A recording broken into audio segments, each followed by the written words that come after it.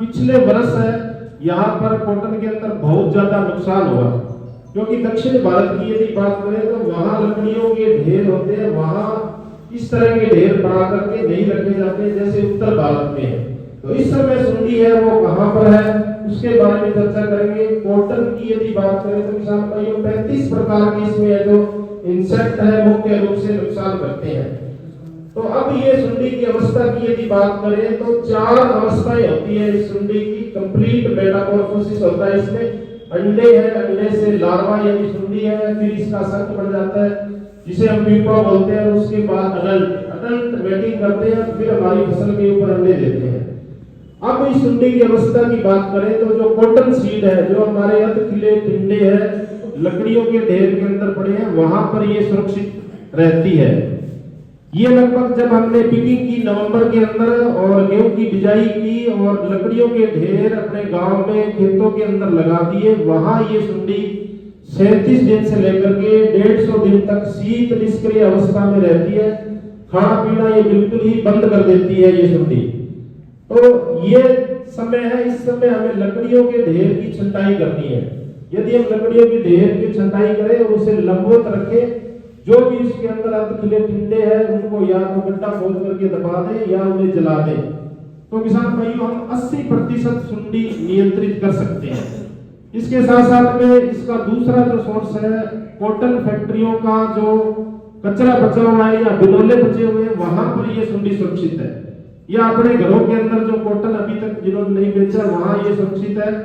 पूर्व वक्ताओं ने बताया कि इसको जो अपने सेल्फ आती है एल्यूमिनियम फास्फेट, उससे दुमित करें। 1 टन अपने पास रखना है 10 क्विंटल, तो 3 टैंक उसमें सुरक्षित कर सकती है, सुंडी को मार सकती है।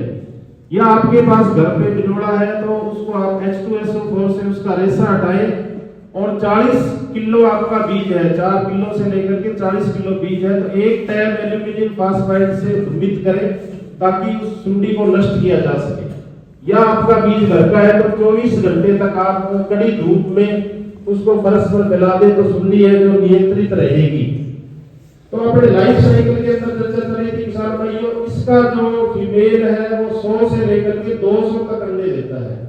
पिछले वर्ष बारिश ज्यादा हुई, कॉटन की हाइट ज्यादा होगी, नंबर ऑफ प्लांट हमने ज्यादा रखे तो एक फेवरेबल कंडीशन पैदा होगी इस सुंडी के लिए। उसने 5 से लेकर के 6 पीढ़ियां पैदा कर दी।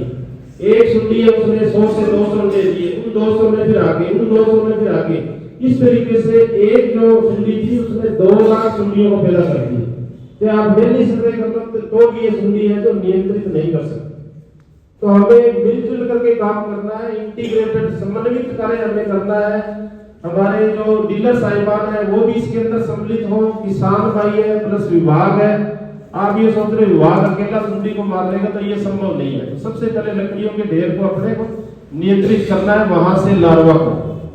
अंडे हैं किसान भाइयों, इसके अंडे 4 से 6 दिन तक रहते हैं। अंडों की लंबाई है वो 0.5 तक होती है, चौड़ाई है वह 0.25 mm के आसपास होती है।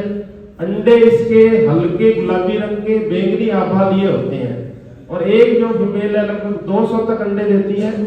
अंडे देने का इसका स्थान है कच्ची नई कोंपले। 80% अंडे है ये फूल बुग्गी, जब तक फूल नहीं बना है वहां पर जाकर के अंडे देती है। उसके बाद में इसकी लार्वा अवस्था की बात करें किसान भाइयों, लार्वा इसका 10 से लेकर के 14 दिन तक रहता है। शुरुआत के जब अंडे का जो काइटिन का खोल है उसको खा करके सुंडी जब बाहर आएगी तो ये 6 दिन तक सफेद रंग की रहती है। कोई आदमी इसको आइडेंटिफाई नहीं कर सकता। जब ये किसी फूल के अंदर या टिंडे के अंदर घुसती है तो जो इसका एंट्री होल है उसको ये बंद कर लेती है और हमें टिंडा बिल्कुल स्वस्थ दिखाई देता है। बाद में जब टिंडा खिलता नहीं है तो किसान भाइयों को पता चलता है कि सुंडी का अटैक इतना ज्यादा हो गया है। तो ये लगभग 6 दिन तक सफेद रंग की रहेगी या उसके बाद में 6 दिन के बाद में गुलाबी रंग में परिवर्तित हो जाती है। ये इसकी लार्वा अवस्था है। लार्वा अवस्था के बाद में इसका पीपा बनता है। जब ये एग्जिट होल से बाहर निकलती है तो किसान को पता चलता है कि टिंडे के अंदर छेद हो गया। एग्जिट होल से ये सुंडी बाहर निकल करके जाएगी, यहाँ पर जमीन की जो सूखी पत्तियां हैं, दरारें हैं, वहां पर इसका संग बढ़ जाता है। प्यूपा है इसका लगभग 8 से लेकर के 13 दिन तक रहता है।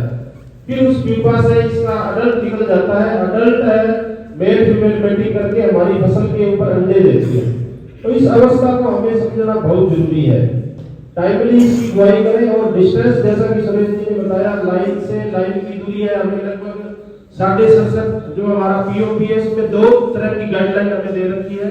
लाइन से लाइन की दूरी 67.5 और पौधे से पौधे की दूरी 90 सेंटीमीटर, यानी 2.25 फुट का बड़ा हमें रखना है।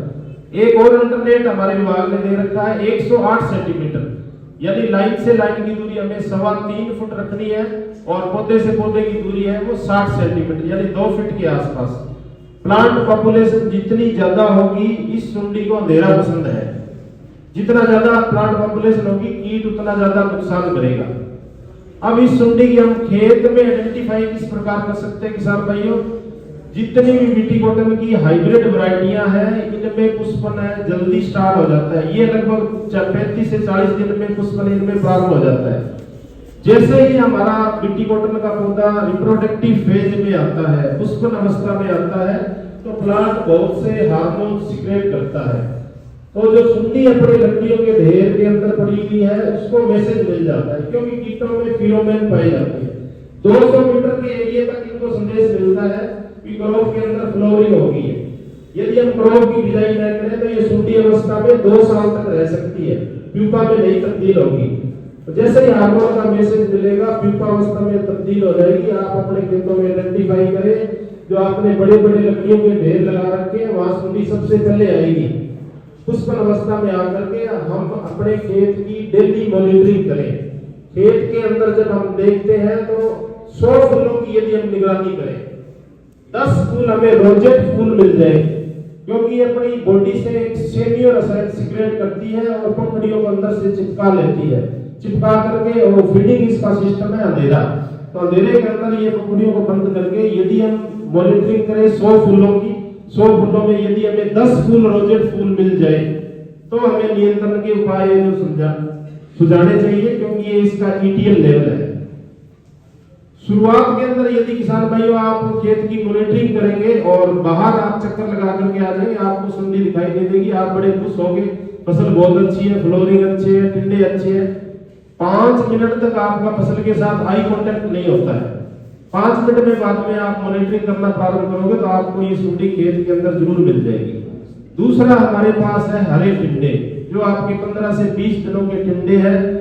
वो 20 टिंडे आप जिग जैग फॉर्सन में एक पौधा यहाँ से, यहाँ से, ऊपर से, मध्य से, नीचे से, इस प्रकार हरे टिंडे तोड़ करके तसल्ली से लिफाफे में डाल के घर पे लेके आए और उसको चाकू की सहायता से काट करके देखें। यदि आपको 20 टिंडों में से 2 टिंडों में हरी सुंडी मिल जाए तो हमें नियंत्रण के उपाय जो सुझाने चाहिए।